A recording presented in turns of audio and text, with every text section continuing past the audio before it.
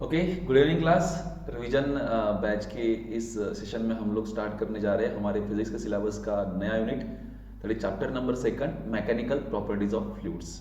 Right, ये भी इसका जो वेटेज है काफ़ी अच्छा वेटेज है। कंपलसरी में ये चैप्टर 5 मार्क्स के लिए पूछा जाएगा आपको, और में ये 7 मार्क्स के लिए दिया है। मतलब अगर प्रॉपर प्लानिंग करो तो इस चैप्टर के मार्क्स भी आप कवर कर सकते हो। इस चैप्टर में भी डेरिवेशनल पार्ट बहुत सारा है, थ्योरी ज़्यादा है चैप्टर में, मतलब डेरिवेशंस प्लस थ्योरी अगर आप अच्छे से कर लो तो हो सकता है। जो न्यूमेरिकल्स है, न्यूमेरिकल्स गिने चुने कुछ टाइप्स है उसके ऊपर पूछे जाते हैं। तो जिस तरीके से अभी हम रिवाइज करेंगे आपके ध्यान में आ जाएगा चैप्टर में क्या क्या चीज़ें इन्वॉल्व है। ठीक है, मैकेनिकल प्रॉपर्टीज ऑफ फ्लूइड में सबसे पहले मैं थोड़ी सी कुछ क्वांटिटीज के बारे में रफ आइडिया आपको दे दूंगा, ताकि आपको याद आ जाए कि आप लोगों ने जब ओरिजिनली चैप्टर पढ़ा था शुरू में तब कौन सी चीज़ें इसमें देखी थी। मैकेनिकल प्रॉपर्टीज ऑफ फ्लूइड में सबसे पहले टर्म आती है कि फ्लूइड मतलब क्या होता है। तो फ्लूइड फ्लूइड नाम सुनते ही हमारे दिमाग में एक इमेज बन जाती है। Fluid is any substance which can flow, जिसको भी जो भी फ्लो हो सकता है, जिसके पास फ्लो होने की एबिलिटी है, उसको हम क्या कहते हैं, fluid. It is the phase of matter. जैसे हमको पता है कि मैटर की फेजेस, मैटर सॉलिड में, लिक्विड, गैसेस और प्लाज्मा में एग्जिस्ट करते हैं। मतलब कोई भी मैटर आपको चार में से एक फेज के अंदर मिलेगा। ठीक है, तो उसमें लिक्विड, गैसेस और प्लाज्मा, ये तीनों की तीनों फेजेस जो स्टेट्स है मैटर की, ये किस में इंक्लूड होती है, फ्लूइड्स में। भाई कोई लिक्विड अगर आपके पास है तो दैट इज बेसिकली फ्लूइड।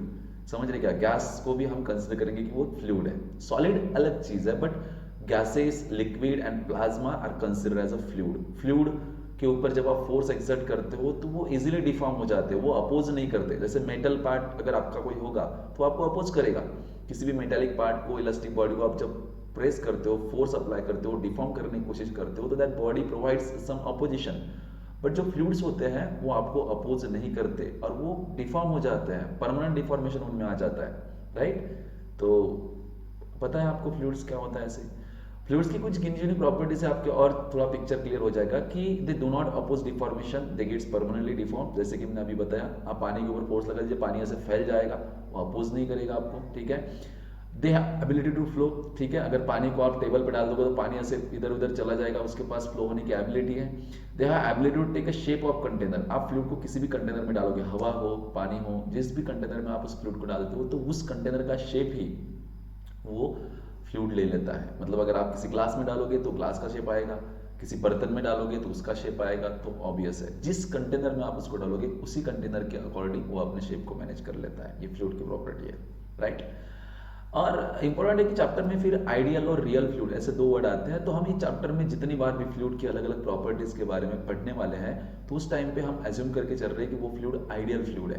क्योंकि अगर रियल फ्लूइड को हम कंसिडर करेंगे तो रियल फ्लूइड को स्टडी करना, उसकी प्रॉपर्टीज को स्टडी करना हमारे लिए थोड़ा सा कॉम्प्लेक्स हो जाएगा।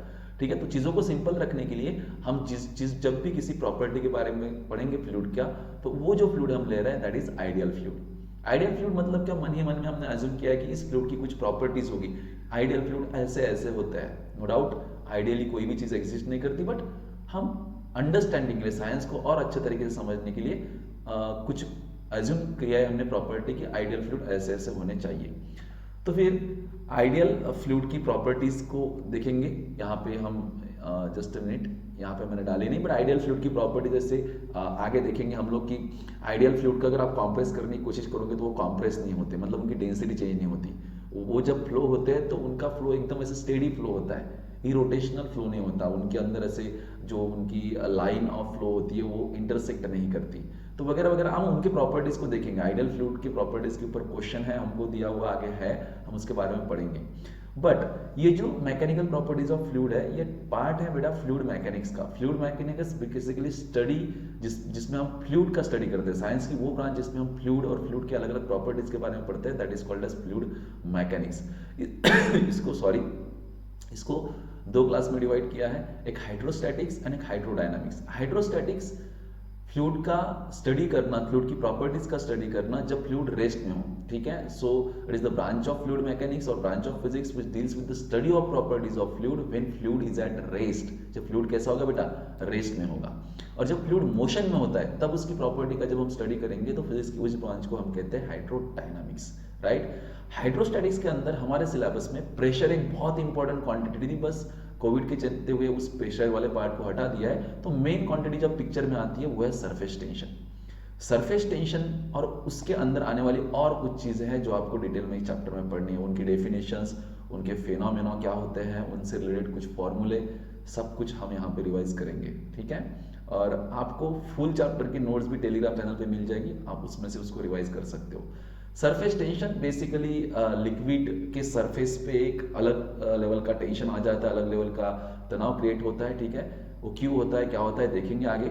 बट फ्लूइड की प्रॉपर्टी है जो सरफेस पे काम करती है, ठीक है, surface tension. Then surface energy, जो मॉलिक्यूल फ्लूइड के सरफेस पे होते हैं, कोई भी फ्लूइड जो रेस्ट में हो उसके सरफेस पे जो मॉलिक्यूल होते हैं उनके पास एक्स्ट्रा एनर्जी होती है, that is called surface energy. Then angle of contact, आप पढ़े हो, क्योंकि जब आप किसी सॉलिड के कांटेक्ट में लिक्विड को डालते हो तो जो लिक्विड का मिनिस्कस होता है, सरफेस होता है ऊपर वाला, उसका शेप बहुत बार से फ्लैट नहीं रहता, कभी वो कॉनकेव होता है, कभी वो कॉन्वेक्स होता है, कभी फ्लैट भी होता है। तो ये जो शेप लेता है इसके अंदर बहुत बड़ा रोल प्ले करता है हमारा एंगल ऑफ कांटेक्ट, वो भी पढ़ेंगे। कैपिलरिटी, जब भी आप किसी बहुत ही फाइन रेडियस वाली या डायमीटर वाली ट्यूब को लिक्विड में डीप करते हो तो लिक्विड की लेवल उस ट्यूब के अंदर राइज हो जाती है या फिर फॉल हो जाती है, इस फिनोमेना को हम कैपिलरिटी कहते हैं। Then shape of a liquid drop, liquid drop जैसे कोई भी पानी की बूंद आप छोड़ देंगे तो वो स्फेरिकल शेप लेता है, तो वो स्फेरिकल शेप क्यों लेता है और उसके पीछे एंगल ऑफ कांटेक्ट इस प्रॉपर्टी का हाथ है, कैसे, वो भी आपने पढ़ा था इस चैप्टर में।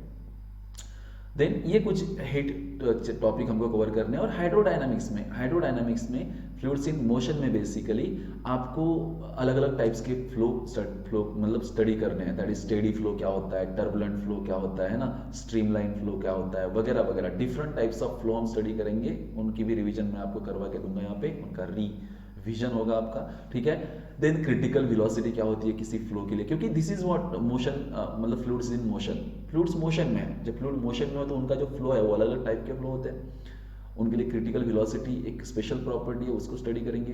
देन विस्कोसिटी, फ्लूइड की one of the most important and very very interesting property, that is viscosity. Viscosity मतलब क्या है कि फ्लूइड के अंदर का आप कह सकते हो फ्रिक्शन है, फ्लूइड जब फ्लो होता है तो उसके लेयर एक में के साथ फ्रिक्शन करती है, इंटरनल फ्रिक्शन होता है, जिसके वजह से फ्लूइड के फ्लो को एक अपोज मतलब प्रोड्यूस होता है वहां पे, and that phenomena is viscosity.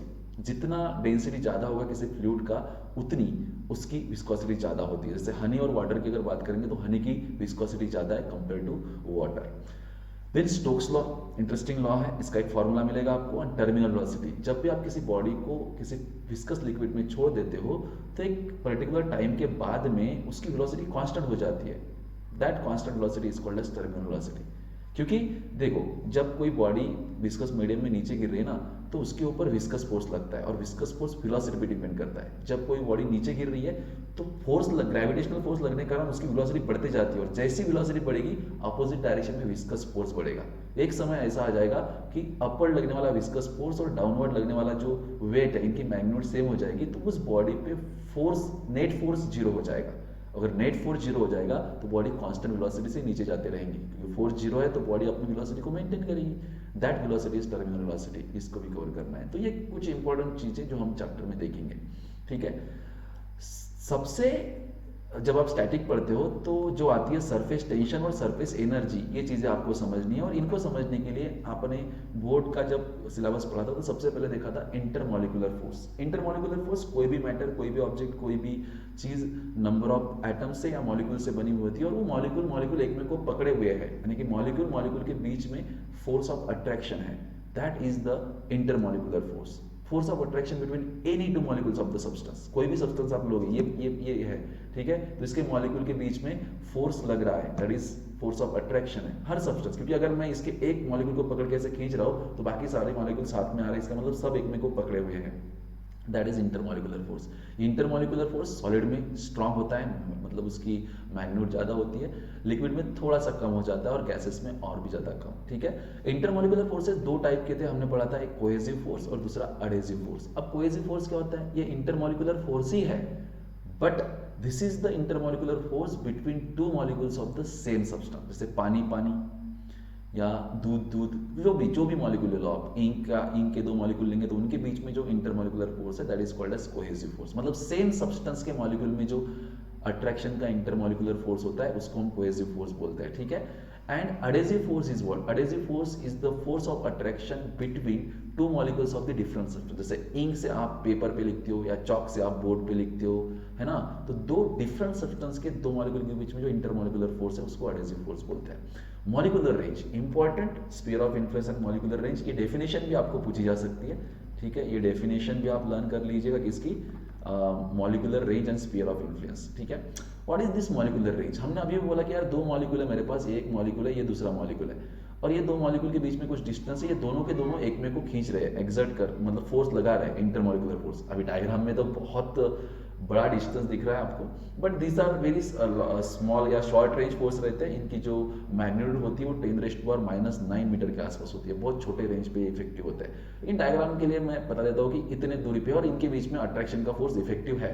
But अगर मैं डिस्टेंस और बढ़ा दूं, मतलब ये मैं डिस्टेंस और कर दूं, तो ये अब इसको खींच नहीं रहा है, मतलब ये ज्यादा से ज्यादा कहां तक खींच सकता है, यहां तक। तो maximum distance between two molecules, जहां तक उन दोनों के बीच में का इंटरमॉलिक्यूलर फोर्स इफेक्टिव है, it is called as molecular range, है ना। समझ रहे क्या आप कि कितने दूर तक के मॉलिक्यूल को ये खींच सकता है, वो डिस्टेंस मॉलिक्यूल से वो मैक्सिमम वाला distance, it is called as molecular range, ठीक है। So the maximum distance between two molecules up to which the intermolecular forces are effective is called as molecular range. इसको हम कैपिटल आर से denote करते हैं। Sphere of influence, यहाँ पे देखिए डायग्राम बनाई हुई मैंने, अगर आप सेंटर में कोई भी मॉलिक्यूल ले लो और ये आजू बाजू में जो डिस्टेंस मैंने दिखा है उसके चारों ओर से, मतलब 3D डायग्राम बनाई हुई है, चारों ओर जो डिस्टेंसेस दिए हुए हैं, that is it's molecular range. मतलब उस एरिया में, उस रीजन में, उस इलाके में अगर कोई दूसरा मॉलिक्यूल आएगा तो ये उसके ऊपर फोर्स लगाएगा, वो इसके ऊपर फोर्स लगाएगा, अदरवाइज नहीं। तो वो इमेजिनरी स्फीयर कहलाता है sphere of influence. So what is sphere of influence? The imaginary sphere, imagine ही करना पड़ता है, मतलब मॉलिक्यूल के आजू बाजू में आपको दिखेगा नहीं, वो पहले तो उसकी रेंज छोटी होती है, लेकिन वो इमेजिन करना पड़ता है हमको। So it is the imaginary sphere in which molecule is as a center and molecular range is a radius is called as sphere of influence. Important है, okay? ये notes भी आपको मिल जाएगी टेलीग्राम पे, तो कर लेना इसमें से। देन एक थ्योरी आती है सरफेस टेंशन के अंदर, जिसका कहने का मतलब है जो है मॉलिक्यूलर थ्योरी। मॉलिक्यूलर थ्योरी इसमें हमने क्या किया था, एक कंटेनर लिया था, ये कंटेनर आपको दिख रहा होगा सभी को, इसके अंदर फ्लूइड भर दिया था और इस फ्लूइड के अंदर हमने 3 मॉलिक्यूल लिए। अब इतने बड़े बड़े मॉलिक्यूल नहीं होते, ये मॉलिक्यूल है, मैं दिखा देता हूँ, this is the one molecule, ये भी बहुत बड़ा हुआ, बट ऐसा समझिए कि जूम किए हुए 3 मॉलिक्यूल है, और ये जो बाकी दिख रहा है these are their sphere of influence. ये इनके क्या है, स्फीयर ऑफ इन्फ्लुएंस, मतलब वो इलाका जिसके अंदर अगर कोई दूसरा मॉलिक्यूल आता है तो वो उनके ऊपर फोर्स, मतलब इस इलाके में अगर कोई दूसरे मॉलिक्यूल होंगे तो ये इनके ऊपर फोर्स एक्सर्ट करेगा। अब आप तीनों को कंपेयर कीजिए, सबसे पहला मॉलिक्यूल कहाँ पे है, this molecule is completely inside the liquid and the intermolecular forces जो इस पर लगेंगे चारों तरफ से इक्वल लगेंगे, क्योंकि इसके आजू बाजू ऊपर नीचे चारों तरफ सब तरफ वाटर के मॉलिक्यूल्स है और सभी इसके ऊपर फोर्स लगेगी। जो नेट फोर्स लगेगा, जैसे इधर वाला मॉलिक्यूल इसको इधर खींचेगा, कोई इधर खींचेगा, कोई इधर, तो सब तरफ लगने वाला फोर्स इक्वल है। तो इसलिए इस मॉलिक्यूल पर लगने वाला नेट फोर्स कितना है, 0। ये इसके ऊपर नेट फोर्स 0 है, समझ, क्योंकि चारों तरफ ये इक्वल अमाउंट ऑफ मैग्नीट्यूड से खींचा जा रहा है, इक्वल अमाउंट ऑफ फोर्स से खींचा जा रहा है, right. But please focus on the molecule B. Molecule B के बारे में जब आप सोचते हो तो देखिए, ये मॉलिक्यूल बी का जो स्फीयर ऑफ इन्फ्लुएंस है, थोड़ा सा portion, the very small portion of the sphere of influence is lies in the air and the remaining part, maximum portion of the sphere of influence lies in the liquid. That means ये जो molecules है liquid के, ये इसको कुछ force से खींचेंगे, ठीक है, और although the magnitude or the density of liquid is more as compared to the air के मॉलिक्यूल बहुत कम, तो उनके वजह से लगने वाला जो फोर्स होगा वो बहुत कम होगा compare to this force.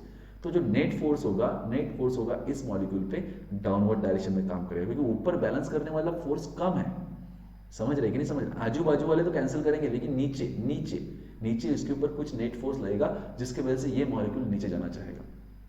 And same thing happen in case of the molecule C. In molecule C, the half of the sphere of influence lies inside the liquid and half of the sphere of influence is in air. तो यहाँ पे density air molecule की बहुत कम है, तो ऊपर लगने वाला फोर्स बहुत कम होगा, और नीचे जो भी मॉलिक्यूल्स है वो बहुत ज्यादा है, तो ज्यादा फोर्स से खींचेंगे, तो नेट फोर्स डाउनवर्ड डायरेक्शन में ज्यादा लगेगा। समझ रहे क्या? इस पर से हमारे क्या ध्यान में आता है बच्चों, इस पर से मेरे तो ये ध्यान में आ रहा है कि वो सब मॉलिक्यूल जो लिक्विड के सरफेस पे है, वो सब मॉलिक्यूल जो लिक्विड के सरफेस पे है या फिर जस्ट बिलो द सरफेस है, एक ऐसी फिल्म बन जाएगी जिसकी वेट या जिसकी थिकनेस मॉलिक्यूलर रेंज के बराबर होगी। तो इतने बेल्ट के अंदर जितने भी लिक्विड के मॉलिक्यूल्स होंगे उन सब पे डाउनवर्ड डायरेक्शन में एक फोर्स लग रहा है जिसकी वजह से वो सभी के सभी मॉलिक्यूल नीचे जाना चाहते हैं।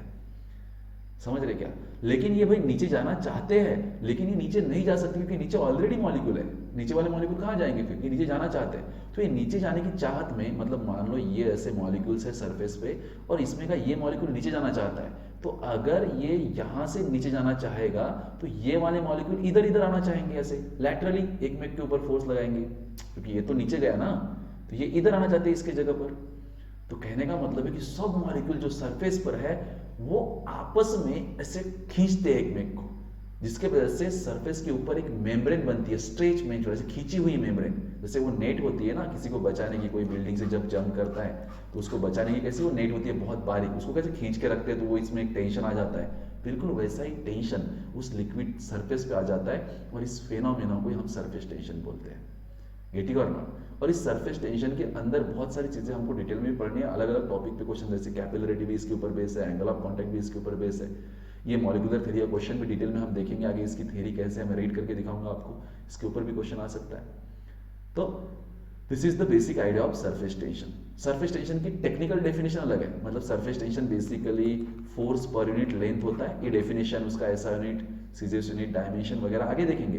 बट आपको कॉन्सेप्ट समझ में आया ना कि नहीं, सरफेस पे एक तनाव जिसकी वजह से इंसेक्ट वगैरह सरफेस पे चल सकते हैं, क्योंकि अगर आपने खींची हुई मेम्ब्रेन है तो उसमें तो कोई भी खड़ा रह सकता है, लेकिन अगर छोड़ देंगे तो नीचे चला जाएगा वो, राइट। ये सरफेस टेंशन जो होता है ये लिक्विड की प्रॉपर्टी है, तो अलग अलग लिक्विड के लिए सरफेस टेंशन की वैल्यू अलग अलग रहेगी, है ना, मतलब ये जो खींचाव रहता है ना, हर कोई लिक्विड सेम सरफेस टेंशन थोड़ी होगा, हर लिक्विड का अलग अलग लिक्विड का सरफेस टेंशन अलग अलग होता है, राइट। तो जो तनाव होगा, जो खींचा होगा किसी दो मॉलिक्यूल के बीच में सरफेस के ऊपर, वो अलग अलग होगा। ओके, तो ठीक है, अब हम कुछ क्वेश्चंस के ऊपर फोकस करते हैं, धीरे धीरे देखते हैं इन क्वेश्चंस को, थोड़ा सा फोकस कीजिएगा।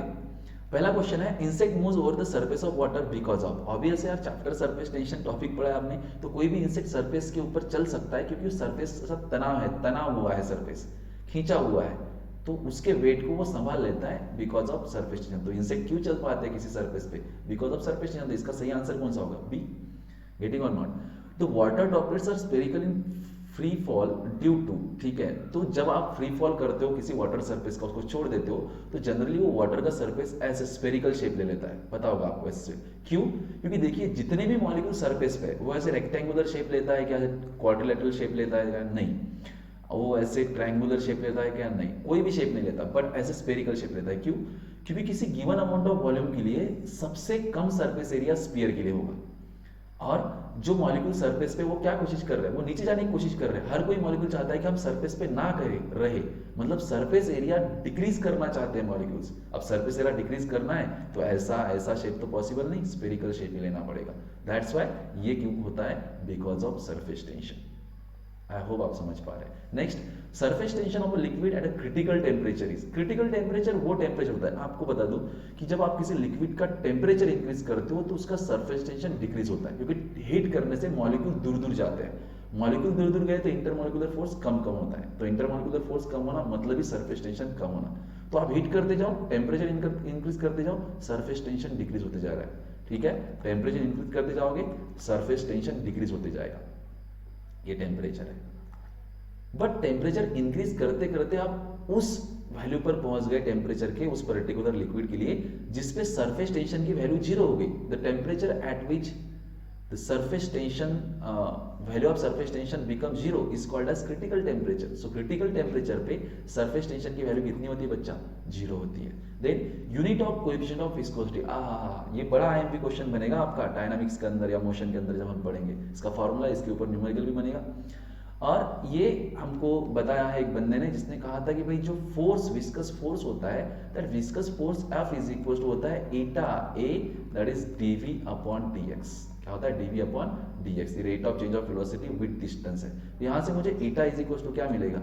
F upon a dv by dx। अब मुझे ईटा का यूनिट चाहिए क्योंकि कोएफिशिएंट ऑफ विस्कोसिटी मतलब ईटा। चलिए बताइए बेटा, इसका क्या आएगा यूनिट? तो फोर्स के लिए यूनिट होगा बच्चा न्यूटन, अच्छा, डिवाइड में एरिया के लिए होगा मीटर स्क्वायर, अच्छा इधर dv मतलब वेलोसिटी, तो ये हो जाएगा मीटर पर सेकंड, और dx जो कि डिस्टेंस है वो मीटर है, तो यहाँ पे डिवाइड में भी रहेगा मीटर। तो यार यहाँ पे मीटर मीटर कैंसिल हो जाएगा, ये जो सेकंड था ऊपर चला जाएगा, this will become newton second per metre square. ठीक है, तो newton second per metre square is the option. नहीं समझ रहे, बड़ा सिंपल है। ठीक है, आगे कह रहा है two capillary tubes of radius 0.6 centimetre and 0.3 centimetre are deep in the same liquid. दो कैपिलरी ट्यूब ले ली, कैपिलरी का फिनोमेना भाई। हाँ, तो कैपिलरी ट्यूब को जब डीप करते हो तो लिक्विड की लेवल राइज होती है ना, तो उस राइज का formula H is equal to 2t cos theta upon r rho g। Derivation पढ़ना पड़ेगा आपको। यहां से मुझे समझ में आता है कि H का रिलेशन R के साथ में इनवर्स है, तो मैं कह सकता हूं कि अगर मुझे रेशियो ऑफ हाइट चाहिए तो मैं H1 अपॉन H2 को लिख सकता हूं R2 अपॉन R1, और यहाँ पे मेरे पास ये है R1 ये है R2, तो ये 0.3 डिवाइड बाय 0.6 मतलब हो जाएगा 1/2। तो आंसर क्या आ जाएगा मेरा 1:2। अरे हाइट का रेशियो पूछा है, रेडियस दिया था, ये फार्मूला से समझ में आता है। The energy stored in a soap bubble of diameter 6 centimetre. भाई साहब यहाँ पे डायमीटर दी हुई 6 सेंटीमीटर, तो रेडियस कितनी हो जाएगी 3 सेंटीमीटर। ये सरफेस टेंशन की वैल्यू दी है नियरली, और आपको एनर्जी पूछी है। सरफेस टेंशन के अंदर एक बड़ा फेमस फार्मूला है W is equal to T into DA।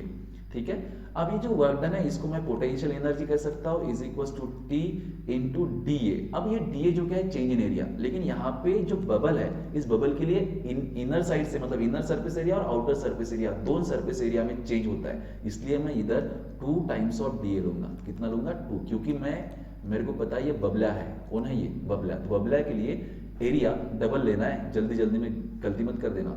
ठीक है, अब देखिए टी की वैल्यू आपको पता है 0.04, देन उसके बाद में 2।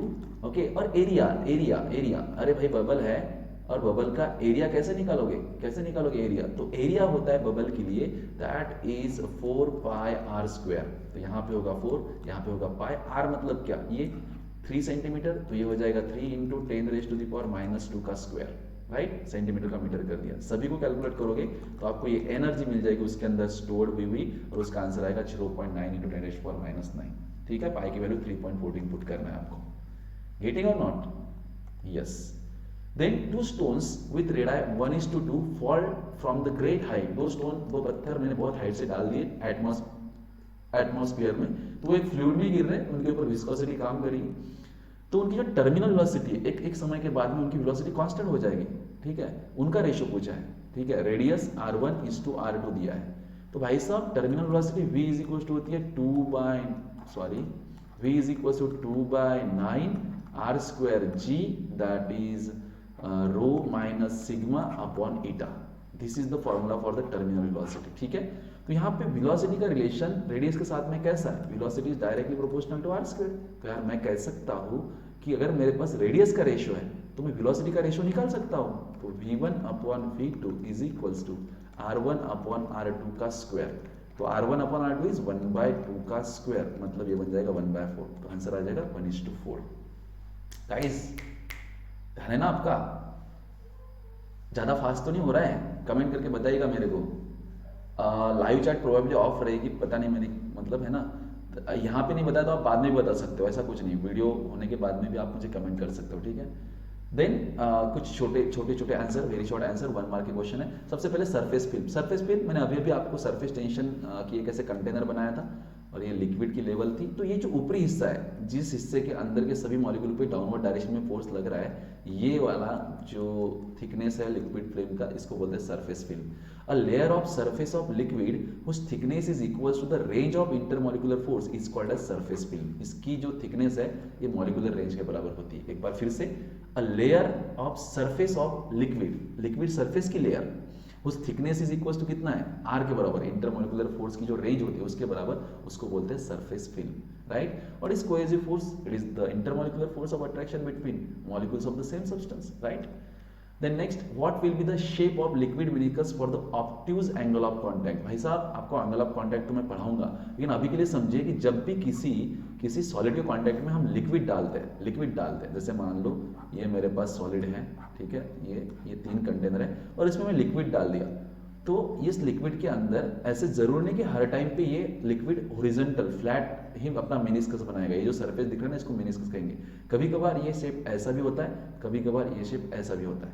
और एंगल ऑफ कांटेक्ट क्या होता है? It is the angle between solid surface and tangent drawn on free liquid surface. तो भाई यहाँ पे देख, ये जो एंगल ऑफ कांटेक्ट है, एक मिनट मैं पेन सेलेक्ट कर लूँ, ये टेंजेंट ड्रॉ कर दी मैंने, और इस टेंजेंट ने सॉलिड के साथ लिक्विड के अंदर जो एंगल बनाया, this is angle of contact, और ये 90 से ज्यादा है क्योंकि यहाँ से गिरना, तो ऑब्ट्यूज है। तो जब मेनिस्कस कैसा होता है, मेनिस्कस कैसा होता है? कॉन्वेक्स, तब एंगल ऑब्ट्यूज होता है, या जब एंगल ऑब्ट्यूज होता है तब मेनिस्कस कैसे होता है? कॉन्वेक्स। गेटिंग और नॉट? और एग्जैक्टली वाइस वर्सा, एक्यूट और ये that is what? Concave. What is the net weight of the body when it falls with the terminal velocity of viscous medium? भाई साहब, ये कंटेनर है मेरे पास और इस कंटेनर के अंदर कोई फ्लूइड है, ठीक है। इसमें आप जब किसी बॉडी को डाल देते हो ना, तो बॉडी का वेट नीचे काम करता है, बट जैसे जैसे बॉडी कुछ तेजी से, कुछ वेलोसिटी से नीचे जा रही है, वो वेलोसिटी तो बढ़ते जाएंगी, बट इस पर अपोजिट डायरेक्शन में दो फोर्स लगते हैं, एक अपथ्रस्ट लगता है और विस्कस फोर्स लगता है। अपथ्रस्ट तो कांस्टेंट है, but viscous force that is 6 pi eta rv होता है। ये वेलोसिटी पे डिपेंड करता है विस्कस फोर्स। अगर नीचे जाते टाइम पे वेलोसिटी बढ़ती जा रही है तो अपोजिट डायरेक्शन में विस्कस फोर्स बढ़ते जा रहा है। फिर एक समय ऐसा आता है कि ऊपर लगने वाला फोर्स और नीचे लगने वाला फोर्स इक्वल हो जाता है, तो नेट फोर्स बॉडी पे जीरो हो जाएगा। और नेट फोर्स जीरो हो जाएगा तो क्या बॉडी रुक जाएगी? नहीं, नेट फोर्स जीरो होने का मतलब है बॉडी अपनी वेलोसिटी को कांस्टेंट रखेगी, तो बॉडी चलती जाती है, और that constant velocity is called as terminal velocity. So मुझे अल्टीमेट बताना है कि जब बॉडी की टर्मिनल वेलोसिटी आ जाती है तब नेट फोर्स बॉडी पे कितना लगता है? जीरो लगता है, राइट? यस। देन आगे बढ़ते हैं, एक छोटा सा क्वेश्चन है, देखिए न्यूमेरिकल क्या दिया हुआ है। A square plate of area 100 centimetre square, ये मेरे पास स्क्वायर प्लेट है, ठीक है, जिसका एरिया है 100 centimetre square, moves parallel to the another plate with velocity 10 centimetre per second. तो एक दूसरी प्लेट है जिस प्लेट को पैरेलल है और ये plate 10 what is that centimetre per second से ट्रैवल कर रही है। मतलब इन दोनों के बीच में की रिलेटिव वेलोसिटी कितनी है? 10, क्योंकि इसकी तो वेलोसिटी दी नहीं अपने को, ये बस रुकी हुई है, ठीक है। ये मूव हो रही है ऊपर की किसी दोनों में से एक, तो रिलेटिव वेलोसिटी यानी कि ये डीवी मिल गया आपको, ठीक है। Both plates immerse in a water if the viscous force is 20 dyne and viscosity of water is 0.01 poise. ये सीजीएस यूनिट है, सारे यूनिट सीजीएस दी हुई है। What is the distance between them? Distance निकालना है, तो F इज इक्वल टू eta a dv by d x, ये फॉर्मूला है, ठीक है। ओके, आप पढ़ेंगे इसके बारे में। देन यहाँ से मैं dx यानी कि डिस्टेंस निकालना है दोनों के बीच में का, ये dx निकालना है, तो dx इज इक्वल टू होता है ईटा ए डीवी अपॉन एफ। ईटा आपको पता है 0.01 पॉइस, सीजीएस में पुट करो वैल्यू, एरिया पता है 100 सेंटीमीटर स्क्वायर, डीवी आपको 10 दिया हुआ है, एंड जो फोर्स है वो है 200, तो इसको कैलकुलेट करेंगे तो 0.05 आंसर आएगा। बेटा समझ पा रहे हो? आगे कहते हैं यार, the relative velocity between two parallel layers of water is 8 centimetre per second. Relative velocity मतलब अगेन ये डीवी है, ठीक है, and perpendicular distance between them is 0.1 centimetre, यानी कि ये dx है, उन दो लेयर के बीच में का परपेंडिकुलर डिस्टेंस, ये वाला डिस्टेंस, ये 0.1 centimetre. Calculate the velocity gradient. यार वेलोसिटी ग्रेडियंट क्या होता है? Rate of change of velocity with respect to distance, dv upon dx इज वेलोसिटी ग्रेडियंट होता है। तो dv आपका 8 है और dx आपका 0.1 सेंटीमीटर है, तो सॉल्व करेंगे तो आपको 80 पर सेकंड मिलेगा ये, ठीक है, change, that is velocity gradient, इसका यूनिट है पर सेकंड। नेक्स्ट क्वेश्चन है, water rises to the height of 20 millimetre, समझ पा रहे हो या फास्ट हो रहा है? 20 millimetre in a capillary tube if the radius made 1/3 to its previous value, to what height will be the water now rise in the tube. बड़ा simple question है, आपके पास ये रिलेशन तो है ही, h1/h2 is equal to r2/r1, inverse relation है क्योंकि h is equal to 2t cos theta upon r rho g होता है, तो h1/h2 को हम r2/r1 लिखेंगे। लेकिन इसमें इसने कहा है कि water rises to height of 20, मतलब h1 दिया आपको 20 millimetre in a capillary, but अब आप रेडियस को चेंज करते हो और 1/3 करते हो, मतलब आपका r2 जो है r2 इज r1/3 करते हो आप, तो आपका h2 कितना होगा? समझ गए क्या? h1 20 है तब रेडियस r1 है, लेकिन जब रेडियस को r2 कर दोगे यानी कि r1/3 कर दोगे तो h2 कितना होगा? तो सिंपल है, यहां से मुझे पता चलता है कि r2/r1 इज इक्वल टू 1/3, तो भाई यहाँ पे पुट करेंगे, ये देखिए हमारे पास h1/h2 is equal to r2/r1। अच्छा, r2/r1 कितना है? 1/3, h2 को उधर लेकर, h2 चाहिए ना तुमको, तो 3 को इधर लेकर आओ, तो h2 is equal to 3 times of h1, तो क्या हो जाएगा? दैट 3 इंटू h1 की वैल्यू कितनी है बच्चा? 20, तो ये हो जाएगा 60 मिलीमीटर। रेडियस तुमने कम कर दी तो height rise in liquid level increase हो जाएगा। गेटिंग और नॉट? ठीक है, तो बस आज के इस सेशन में हम यहीं पे रुकते हैं गाइस। कल से मैं देखिए आइडियल फ्लूइड की प्रॉपर्टीज यहाँ पे दी हुई है आपको, fluid, then streamline flow, turbulent flow क्या होता है वो वाले क्वेश्चन, देन उसके अंदर के छोटे छोटे स्टोक्स लॉ, टर्मिनल वेलोसिटी के डेरिवेशन, इधर बड़े बड़े डेरिवेशन है, कैपिलरिटी का डेरिवेशन, लैप्लास मेम्ब्रेन के लिए डेरिवेशन। तो कल के सेशन में हम लोग उन पार्ट को कवर कर देंगे। अगर हमें लगे कि ज़्यादा एक्सटेंड हो रहा है तो मैं एक एक्स्ट्रा वीडियो बना के डाल दूंगा, आप कभी भी देख सकते हो, लेकिन लाइव रहिए और जितना भी मैं ले रहा हूँ आप उतना प्रिपेयर कीजिए। मैं ये नोट्स जो है वो आपके साथ शेयर करने जा रहा हूँ, या ले लूँ इतना, एक दूसरे वीडियो में ले लेता हूँ, आप इतना कर लीजिए इसको प्रिपेयर, एक सेकंड वीडियो में ले लेता हूँ, ठीक है। तो चलिए फिर आज की इस क्लास में यहीं पे रुकते हैं, आपसे नेक्स्ट क्लास में मुलाकात होगी, तब तक के लिए bye bye, take care. Please जो भी लोग नए हैं चैनल को सब्सक्राइब कीजिए, फॉलो कीजिए, डिस्क्रिप्शन बॉक्स में आपको टेलीग्राम चैनल की लिंक मिलेगी, वहां पे जाके वो चैनल को भी ज्वाइन कीजिए ताकि आपको ये नोट्स सारी PDF फॉर्म में वहां पे मिले, ठीक है। चलो भाई, बाय बाय।